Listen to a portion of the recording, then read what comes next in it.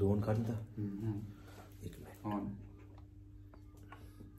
On frame से। Okay आ जाए। इन्हें थोड़ा तेज करो क्या? ठीक है ओके ओके पर रिकॉर्डिंग स्टार्ट कर दी। चलो अच्छा चलो। सिराज साहब, एक आम सारिफ जिसको इतनी ज्यादा हॉर नो नहीं है, जो रियल एस्टेट की बिजनेस तो दूर की बात, जो जिसको सिर्फ नाम तक का ही अंदाजा है, वो अगर इन्वेस्टमेंट करना चाहे तो उसको आप क्या मशवरा देंगे? क्या उसके पास अच्छी खासी अमाउंट होनी चाहिए तभी वो इस फील्ड के अंदर कदम रख सकता है, या जिस अंदाज से मैंने देखा है कि बहुत से लोग जो हैं वो परसेंटेज के हिसाब से काम कर रहे होते हैं, तो उस हिसाब से जो है वो ग्रो करना बहुत ज्यादा आसान होता है? देखिए जी, रियल एस्टेट के अंदर जब भी कोई लोग, जैसे अब हम लोगों ने शुरू किया था जी, तो मैंने भी किसी के साथ कारोबार शुरू किया था as a trainee, as a मतलब जो शुरू जब मैंने किया तो रेंट के काम से शुरू किया था। तो उसमें यही होता है कि आप किसी के ऑफिस में किसी के साथ काम कर रहे हैं तो एक परसेंटेज होती है, ठीक है, उसी परसेंटेज से काम ऑलमोस्ट लोग शुरू करते हैं।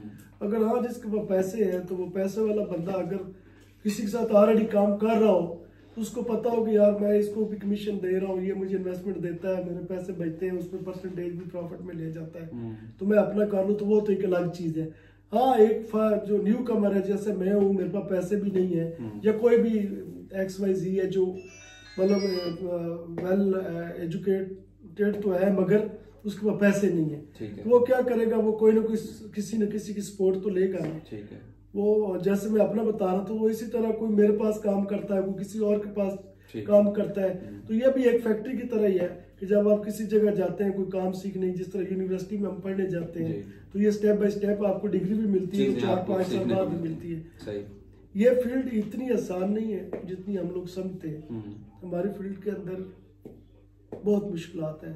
आम बंदे को समझ नहीं आती कि अब मुझे 10 साल तक 6 साल मैंने किसी के साथ काम किया, 6 साल बाद जाकर मुझे समझ आई कि यार इस तरह कारोबार होता है और इसका ये तरीका कार। मतलब आपको जीरो से शुरू करना पड़ता है, तभी जाके आपको मेहनत करते करते आप हीरो बनते हैं। हीरो आप जीरो से शुरू करने के लिए बड़ी मुश्किलात का सामना करना पड़ता है। अगर आप फाइनेंशियली बहुत वीक है, जिस तरह एक ट्रेनिंग के तौर पे आप काम करते हैं और आपको कोई सपोर्ट नहीं है, कोई फैमिली बैकग्राउंड नहीं है, तो आप ये समझे कि ये बड़ा मुश्किल काम है। हाँ, इसमें आपका जो लक है वो बड़ी कंसीडर करती है, नसीब बड़ा कंसीडर करता है, मगर सारी चीजों का एक टाइम है। अब मैं 6 साल बाद मैंने अपना ऑफिस बनाया था, तो मुझे समझ आ रही थी कि मैं क्या करूं। जब आप इंडिपेंडेंट होते हैं तो आपको बड़ी प्रॉब्लम होती है। ठीक है, आपने इस्लामाबाद जैसे शहर में 20 साल गुजार दिए और 20 साल के मेहनत का नतीजा ये निकला है कि आज आप Siraj real estate and builders के मालिक हैं, और इस्लामाबाद जैसे अहम शहर के अंदर रियल एस्टेट की दुनिया के जितने भी बड़े बड़े नाम हैं उनमें आपका शुमार होता है। क्या समझते हैं आज से 20 साल पहले के सिराजुद्दीन और आज के सिराजुद्दीन जो हैं, ये दोनों कहाँ खड़े थे और कहाँ पहुंच चुके हैं? मैं तो समझता हूँ आज से 20 साल वाला बेहतर था, क्योंकि अब इतनी आपके ऊपर जिम्मेदारियां आ जाती हैं। क्योंकि पहले मैं अकेला था, अब मेरे साथ जो लोग अटैच है, जिन लोगों की इन्वेस्टमेंट मेरे पास है, अब मेरी बहुत सारी जिम्मेदारी। इंसान का तो कोई पता नहीं ना, किसी टाइम भी कुछ हो सकता है। तो अब मैं है बड़ा टाइम, बड़ा अच्छा है, अच्छा वक्त है, बड़ा अल्लाह का बड़ा दिया हुआ है, कोई ऐसी नेमत नहीं है जो अल्लाह ने ना दी हो। मगर प्रॉब्लम दूसरी तरफ ये है कि जिम्मेदारी भी बहुत है। ठीक है, और ये जो रियल एस्टेट की जो रिस्पॉन्सिबिलिटीज हैं, ये आम बंदा जो है ना इसके ऊपर नहीं कंट्रोल रख सकता। मोस्टली लोग डिफॉल्ट कर जाते हैं कि जब आप जैसे दोस्त या लोग हमें पैसे देते हैं तो वो ये सोच के देते हैं कि हमारा पैसा सेफ जगह पे चला गया। मगर उसमें क्या होता है, जो हमारे रियल एस्टेट में मोस्टली लोग करते हैं, वो शॉर्टकट के चक्कर में कहीं ना कहीं आगे पीछे कर लेते हैं पैसे। मगर वो एक अलग, वो भी इसके अंदर है, मगर अच्छे हैं तो बुरे भी हैं। ये तो प्लस माइनस तो नेगेटिव और पॉजिटिव तो साथ साथ ही है। बिल्कुल, मेरा आपसे अगला सवाल भी बिल्कुल यही था जिस तरफ आपने इशारा किया है। खास तौर पे मैं यहाँ पे मेंशन करना चाहूंगा सिराज साहब, हमारे जो ओवरसीज पाकिस्तानी हैं वो दयारे गैर में बैठकर न सिर्फ पाकिस्तान की इज्जत और शोहरत में इजाफा करते हैं, बल्कि बहुत सा सरमाया पाकिस्तान के अंदर भेज भी रहे होते हैं। और आप जानते हैं कि पाकिस्तान की जो मईशत है और पाकिस्तान की जो खास तौर पे हमारी पूरी दुनिया के अंदर जो थोड़ी बहुत भी पहचान है, उसमें हमारे जो ओवरसीज पाकिस्तानी हैं उनका बड़ा किरदार है। ओवरसीज पाकिस्तानी जब पाकिस्तान के अंदर इन्वेस्टमेंट करना चाहते हैं तो उनका ज्यादातर फोकस जो मैंने देखा है, जो मेरी ऑब्जर्वेशन है, वो रियल एस्टेट की दुनिया में होता है। और हमने ये भी देखा कि बहुत से लोगों ने ओवरसीज पाकिस्तानियों के पैसों से ना सिर्फ अपने आप को बनाया, बल्कि उन्हीं के पैसे से उनके साथ फ्रॉड करके बहुत आगे निकल गए। आप क्या मैसेज देना चाहेंगे उन ओवरसीज पाकिस्तानियों को जो हमें इस वक्त देख रहे हैं, ताकि वो ऐसे लुटेरों से, ऐसे फ्रॉडियों से बच सकें और अपनी जो इन्वेस्टमेंट है वो बिल्कुल सेफ जगह पे रखें? बड़ा अच्छा सवाल किया आपने। पहली बात आपको बताऊं, जो ओवरसीज पाकिस्तानी है ये पाकिस्तान की मेन सपोर्ट है जी। पाकिस्तान में बहुत पैसा भेजते हैं। ये कोविड-19 में जितना पैसा ओवरसीज पाकिस्तानियों ने पाकिस्तान में भेजा है जी। जब से मैं रियल एस्टेट का काम कर रहा हूँ इतना पैसा कभी नहीं आया। एक चीज। दूसरा, ओवरसीज पाकिस्तानी जो है ना, ओवरसीज पाकिस्तानी जो पैसा भेजता है या वो देता है, जिस तरह आप और हम बैठे हुए, ना वो मुझे भेजता है ना वो आपको भेजता है। ओवरसीज पाकिस्तानी के साथ फ्रॉड किस जगह होता है, उनके साथ उनके अपने लोग फ्रॉड करते हैं। ठीक है। अगर एक अननोन बंदा मुझे क्यों पैसे भेजेगा, वो पैसा किसी न किसी रेफरेंस से आएगा मेरे पास। अगर कोई बाहर से मुझे पैसा भेज रहा है तो वो डायरेक्ट मुझे नहीं भेजता। बहुत कम चांस होते हैं कि कोई बंदा कहे कि नहीं यार ये सिराज बड़ा अच्छा बोलता है या इसका बड़ा अच्छा ऑफिस है या ये बड़ा ईमानदार है तो वो मुझे पैसे भेज देगा। नहीं, पाकिस्तान में जब वो आते हैं तो उनके साथ फ्रॉड क्यों होता है, वो इसलिए होता है कि वो भेजते हैं अपने किसी रिलेटिव को या दोस्त को पैसे। अब दोस्त और रिलेटिव जो ऑलरेडी वो इस टाइप के होते हैं कि आगे उनके अंदर भी लालच आ जाती है। वो 100 रुपए वाली चीज कहते हैं, उन्होंने मुझे 2 लाख भेजा है, मैंने आपको 1.5 लाख देना, 50,000 मैंने खाना है। ठीक है। जमीन है नहीं है, मुझे इससे कोई गर्ज नहीं। सही है, मुझे मेरा प्रॉफिट चाहिए। अब ओवरसीज पाकिस्तानी अब जाके पिछले मैं 2-3 साल से देख रहा हूँ कि थोड़ा सा उनके अंदर जब से ये ज़मीन.com या बाकी ओवरऑल सोशल मीडिया के ऊपर या थोड़ी सी जिस तरह अब हम आज बातचीत कर रहे हैं तो वो चीजों को पिक करने लग गए। पहले यही होता था, कॉल आती थी, हाँ जी फलां मैं पैसे भेज रहा हूँ, मेरे लिए प्लॉट ले लो। ठीक है। अब क्या होगा, प्लॉट अगले ने लिया नहीं लिया, पेपर शेपर उसको भेज दिए, 5 साल बाद आता है मेरी एजेंसी की उस पर रसीद उठाई होती है, ये प्लॉट हमने आपसे लिया था। मैंने कहा अच्छा जी हमने मुझसे लिया था। तो मैं उस बंदे को भी लेके आया जिसके थ्रू लिया था, वो तो नहीं आ रहा, तो वो इधर मैंने कहा सर आपने मुझसे तो लिया था मगर इनडायरेक्ट लिया था। वो इस तरह के बहुत वाकयात हुए हैं। फायदा उठा जाता है। अब जब हाँ जी मिडिल मैन फायदा उठा, अब सूरत चेंज हो गई है। अब क्या होता है कि मेरे साथ बातचीत मेरे साथ ही हो रही है उनकी, वो डायरेक्ट मुझसे पूछ रहे हैं कि भाई मैं ये चीज लेना चाह रहा हूँ, आया कि ये कितने % जेन्युइन है या फेक है या क्या है या ऑन ग्राउंड है, इसका कोई वजूद है या नहीं है। जब मैं उसके साथ, वो अब डील मेरे साथ बनाता है। ठीक है। उसके अंदर भी आता मिडिल मैन ही है, बंदा उसी का ही आता है। बेहतर। अब उसमें जाके कुछ थोड़ा सा ओवरसीज पाकिस्तानी सेफ हो गया, फासले मतलब खत्म हो गए हैं सोशल मीडिया की वजह से। तो ये बड़ा अच्छा प्लेटफॉर्म है। आप कब कदम रख रहे हैं इस प्लेटफॉर्म पे, ताकि लोगों को फेसबुक पे या बाकी सोशल मीडिया के जो प्लेटफॉर्म्स हैं, खासतौर पे यूट्यूब है, आजकल तो बहुत से लोगों ने अपने चैनल्स बना लिए हैं, तो आपने नहीं सोचा कि आपका अपना चैनल हो जहां पर, जैसे कि आप रियल एस्टेट एडवाइजर के तौर पर भी काम करते हैं, लोगों को अच्छे मशवरे देते हैं, तो ऐसा क्यों ना हो कि आपका अपना चैनल हो या मुख्तलिफ प्लेटफॉर्म पर आपकी आवाज गूंजे, लोग आपको देखें और आपसे मशवरे लें, या अगर वो इन्वेस्टमेंट करना चाहते हैं तो आपसे मशवरा करने के बाद इन्वेस्टमेंट करें? देखिए, जो प्लेटफॉर्म होता है वो तो हर इंसान का अपना एक खुद उसको बनाना पड़ता है जी। जिस तरह मैं अभी आपके चैनल के थ्रू एक पूरी दुनिया में बात कर रहा हूँ या हो रही है जी, तो हो सकता है किसी को मेरी बात अच्छी लगे, किसी को ना अच्छी लगे। तो बात ये है कि ये चीजें फिर साथ साथ होती रहती हैं, बंदा करता रहता है। फिलहाल अभी तक मुझे जरूरत महसूस नहीं हुई। जब मैं देखूंगा कि नहीं यार अब मुझे जरूरत है तो इंशाल्लाह ये स्टेप भी लेंगे। ठीक है। इस्लामाबाद में रहते हुए अब आप किस प्रोजेक्ट के साथ मुंसलिक हैं? इस्लामाबाद के अंदर 2-3 प्रोजेक्ट्स हैं, बल्कि हम तो प्रोजेक्ट्स करते आए हैं टाइम के साथ साथ। कोई डिलीवर हो गए, कोई बन गए, बिक गए, बिल्ड हो गए, सारा हो गया। अब पिछले 3-1 साल से जो बड़ा मेरा फेमस है, जो मुझे अच्छा लगता है प्रोजेक्ट, वो हबीब रफीक प्राइवेट लिमिटेड, उनका प्रोजेक्ट है कैपिटल स्मार्ट सिटी के नाम से। कैपिटल स्मार्ट सिटी, बड़ी गूंज है इस कैपिटल स्मार्ट सिटी की। ये किसका प्रोजेक्ट है? ये बेसिकली हबीब रफीक एक डेवलपर है, प्राइवेट लिमिटेड, हबीब रफीक प्राइवेट लिमिटेड जी।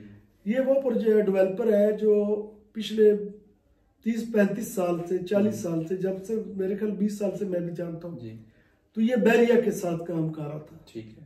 DHA इस्लामाबाद, DHA लाहौर, बैरिया कराची, इनका ये डेवलपर था। अच्छा, ठीक है। ये पिछले 3 साल के अंदर इन्होंने जो एक अपना, पहले छोटे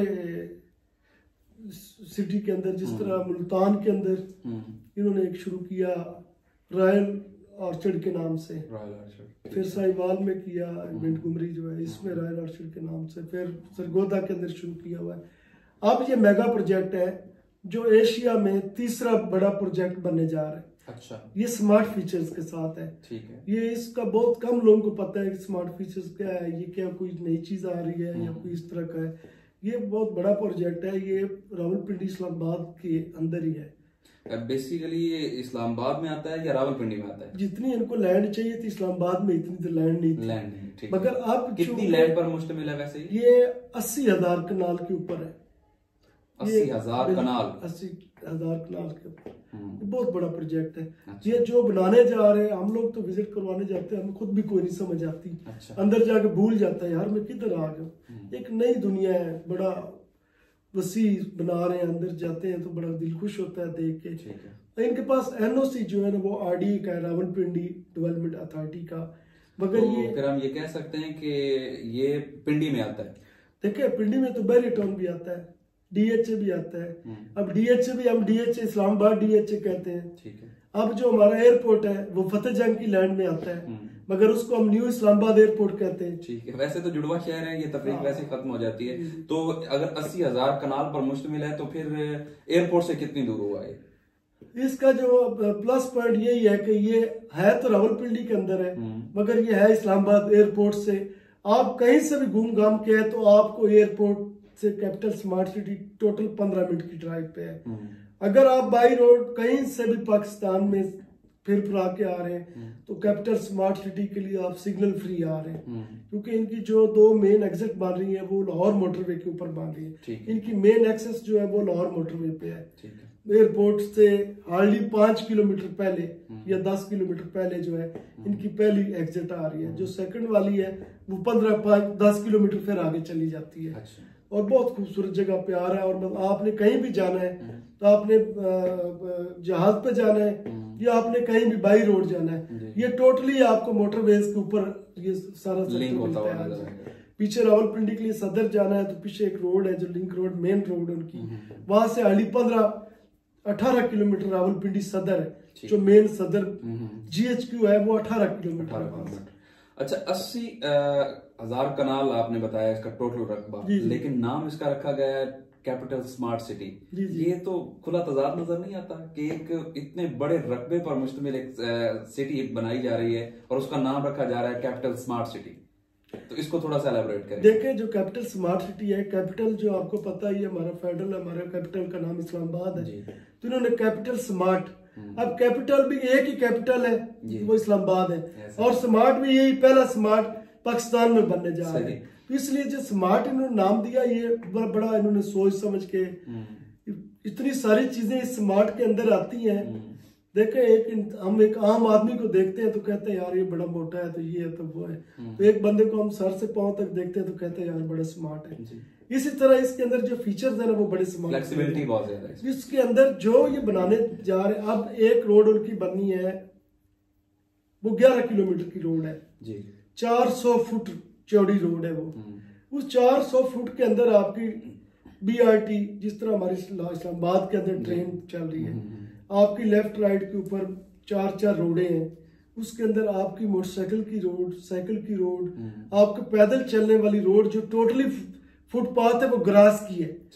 आपने कैपिटल स्मार्ट सिटी के अंदर पैदल जाना है तो आप टफ टाइल के ऊपर पांव पे नहीं चल के जाएंगे, आपने ग्रासी रोड के ऊपर जाना है। आपकी मर्जी है कि आप साइकिल पे जाते हैं तो आपका अलग रोड है, आपकी मर्जी है आप मोटरसाइकिल पे जाते हैं आपका अलग रोड है।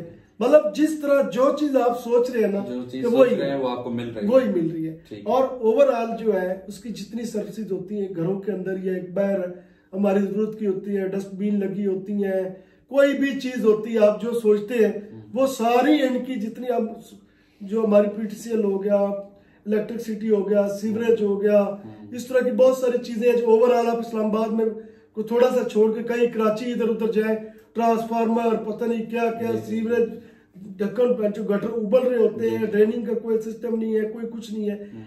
इनका थ्रू आउट टोटली जो है ई टैग सिस्टम है। आपके घर के अंदर आपका अगर कोई किसी जगह कोई सपोज कोई सीवरेज का प्रॉब्लम है तो आपको जरूरत ही नहीं उनको कॉल करने की, उनको ऑटोमेटिकली मैसेज चला जाएगा कि भाई फलां जगह पे ब्लॉकेज आ गई है, उनके बंदे आएंगे वो खोल के चले जाए। आप जिस तरह वेस्टेज वाले जो प्लांट्स हैं, सीवरेज ट्रीट प्लांट जिसको हम कहते हैं, ये पाकिस्तान में नहीं है। अच्छा। मैं भी कहीं 2-4 सेक्टर में DHA में लगे हूँ या किसी ऐसी जगह पे लगे होते हैं, तो मैंने नहीं देखे अभी तक। ये बहुत एक्सपेंसिव होते हैं। अच्छा। अब सीवरेज ट्रीट प्लांट जो है पानी को ट्रीट करना वो कहीं भी नहीं है। सब ने अपने सीवरेज के आगे कुएं बनाए होते हैं, सारा उधर थ्रू करते हैं, वहीं से आगे फिर पानी आगे निकल जाता है। अब इन्होंने इटली से जाके सीवरेज ट्रीट प्लांट खरीदे, उसके अलावा जो वेस्टेज उठाने वाली ऑटो गाड़ियां बड़ी जो बस टाइप की जो होती है वो बॉक्स बने हुए, वो इन्होंने वहां से खरीदे। मतलब वो ऑटो ही है, आपका वो गार्बेज बॉक्स उठाएंगी, खाली किया, वापस मूव किया, चूना चूना जो भी होता है वो ऑटो लगेगा। मतलब उसके ऊपर मैन पावर कोई नहीं है, जस्ट एक ड्राइवर होगा, गाड़ी आएगी, ऑटो लगेगी, उठा के तो लेके। अच्छा, जिस तरह का इसका नाम है कैपिटल स्मार्ट सिटीज से तो यही नजर आता है कि बड़े बड़े शॉपिंग मॉल्स होंगे, मार्केटें होंगी और आप कह सकते हैं कि जिंदगी की हर एक सहूलत वहां पे मौजूद होगी। तो कैपिटल स्मार्ट सिटी बेसिकली किस चीज पे काम कर रहा है? मतलब अगर मुझे वहां पे घर बनाना है या मैं चाहता हूं कि मेरा वहां पे विलाज हो, तो क्या मुझे भी ये सहूलत मिल सकती है? देखिए जी, कैपिटल स्मार्ट सिटी जो बेसिकली आपकी पावर एनर्जी के ऊपर उनका जो फोकस है वो विंड पावर के ऊपर जा रहे हैं। ठीक है। आपकी हवा से बिजली बनाएंगे, आपकी सोलर की बिजली सोलर के ऊपर जाएंगे। ठीक है। मतलब वो बहुत सारी ऐसी जो एनर्जीज हैं वो इस तरह वो जनरेट करने की कोशिश कर रहे हैं कि उनको जो एक आम बिजली इस्तेमाल कर रहे हैं उससे वो बचना चाह रहे हैं। जो जिस एरिया में ये बना रहे हैं वहां पे विंड एयर बहुत पावरफुल है, बहुत ज्यादा है। मतलब हवा का जो प्रेशर है इतना है कि एक आम आदमी जो है ना 5 से 15 से 20 मिनट आसपास वहां पे नहीं खड़ा हो सकता, बड़ा स्पीडी प्रेशर है वहां पे। एक चीज, दूसरा जो लोकेशन के हिसाब से ये, हाँ जी, ये एरिया वैसे ही आप मोटरवे के ऊपर कभी जाए तो इस्लामाबाद से पहले एक जगह लिखा होता है द विंड एरिया ना, कि भाई वहां पे बस भी जा रही होती है तो वो भी इतना प्रेशर होता है हवा का, वो ऐसे कर रही होती है। तो इनकी कोशिश ये है कि हम जितनी ओवरऑल जो एनर्जी है हम इस हवा से ही जनरेट करें। दूसरा सोलर का है। तीसरा जो इसके अंदर जो आप कह रहे थे सहूलतों की बात है, इसके अंदर लीनियर पार्क बना रहे हैं।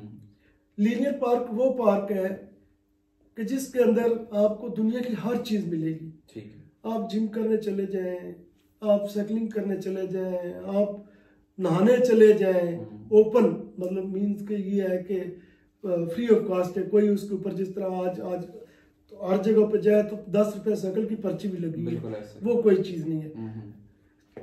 एक चीज और है, इसके अंदर एक स्पोर्ट्स कम्प्लेक्स बनने जा रहा है जो 8000 कनाल के ऊपर है, जिसके अंदर स्पोर्ट्स के जितने क्लब है, जितने स्टेडियम है, जो चीजें वो सारी उसके अंदर है। ठीक है। उसके अलावा रेस्टोरेंट्स है, 5 स्टार होटल्स है, वो पूरा एक ब्लॉक ही अलग है स्पोर्ट डिस्ट्रिक्ट स्पोर्ट्स के नाम से। मतलब आप कहते हैं यार मैंने आज बैडमिंटन खेलनी है, आप वहां जाएं, जाके उनकी बैडमिंटन वाले में जाके अपना एडमिशन ले लें। अगर आप क्रिकेट खेलना चाहते हैं स्टेडियम बना, मतलब जो भी आप स्पोर्ट्स के रिलेटेड कुछ भी आप चाहते हैं वो हो सकता है। एक चीज। दूसरा ये है कि जिस तरह बाहर हम लोग जाते हैं, दुबई चले जाते हैं या कहीं और चले जाते हैं, यहाँ पे क्योंकि सी पैक रोड जो है ना इसके करीब लगती है। अब जो चाइना का मेन इस एरिया के अंदर इस्लामाबाद और रावलपिंडी के लिए इन्होंने 3000 कनाल जगह दी है, जो आपका पांडा हाउस चाइना के जो है पांडा के नाम से वो चाइना पांडा बना रहे हैं, जिसके अंदर उनकी जिस तरह दुबई मॉल, दुबई के अंदर चाइना मॉल है, उसके अलावा वेयर हाउस है। मतलब चाइना का जितना इम्पोर्ट या एक्सपोर्ट है, स्पेशली इम्पोर्ट है, उसके डिस्प्ले अलग होंगे कि जो चीजें हम इधर उधर से जाकर खरीदते हैं क्वालिटी वाइज कि यार ये लाइट इतने की थी, इससे अच्छी लाइट भी है, वो आपको हर कैटेगरी की हर चीज मिलेगी चाइना की, उस चाइना मॉल में, पांडा मॉल में। ठीक है। ये जो सबसे बड़ी चीज है कि अगर देखें अभी और तो वो भी कैपिटल स्मार्ट सिटी का हिस्सा होगी। जी कैपिटल स्मार्ट सिटी के साथ ही उनका एग्रीमेंट है। ठीक है। उसके अलावा आप एजुकेशन का जो सेक्टर है, नेशनल डिफेंस यूनिवर्सिटी आ रही है उसके अंदर, और जितने अच्छे अच्छे स्कूल्स हैं वो आ रहे हैं, जितनी अच्छी यूनिवर्सिटी हैं उनके एग्रीमेंट हो गए हैं, हॉस्पिटल्स के एग्रीमेंट हो गए हैं। मतलब उसमें आप जो सोचते हैं ना कि यार ये होगा वो वही होगा। ठीक है। मतलब इस टाइप का आप अगले जो हम बहुत सारे लोग हैं जो मुझसे हमेशा पूछते हैं, जितना मुझे पता होता है मैं भी उतना ही बताता हूँ। ओवरऑल तो जो लोग प्लॉट्स बुक करवा रहे होते हैं वो उनको हम यही कहते हैं यार आप इनकी वेबसाइट पे चले जाओ, जो आपने देखना है वो आपको वहां से पता चल जाएगा। कितने पैसे होने चाहिए तो कोई भी बंदा सोच सकता है कि वो कैपिटल स्मार्ट सिटी का हिस्सा बन सकता है? बहुत कम पैसे, बहुत कम पैसे। अब उन्होंने 5 लाख 10 लाख देखिए 50 लाख नहीं, मिनिमम जो है मिनिमम 17 लाख रुपए से, जस्ट 17 लाख 17 लाख, वो भी उसका 10% 170 डाउन पेमेंट है। अच्छा, 1,70,000। तो आप समझते हैं 20 साल के तजर्बे को सामने रखते हुए बहुत बड़ी सहूलत है। सर देखें 17 लाख क्या है, 3 साल का इंस्टॉलमेंट प्लान है जी। आप 3 सालों में 17 लाख करते हैं, मेरा ख्याल है 3 सालों में वो 34 लाख होगा। सही है।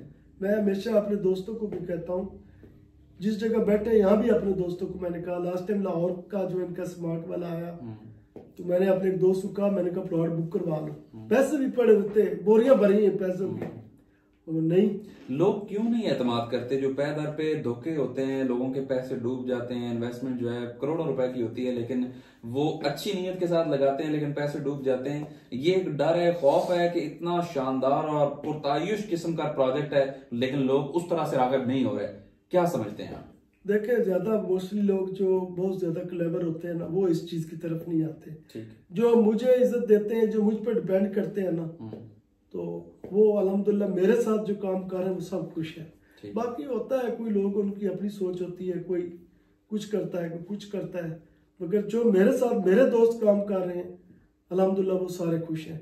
वो देखो कोई एक आध अगर नहीं भी है तो वो कंसीडर नहीं होता, ओवरऑल अल्हम्दुलिल्लाह। बहुत ही जाती सवाल है आपसे, आपका जाती कितना पैसा इन्वेस्ट किया है आपने कैपिटल स्मार्ट सिटी?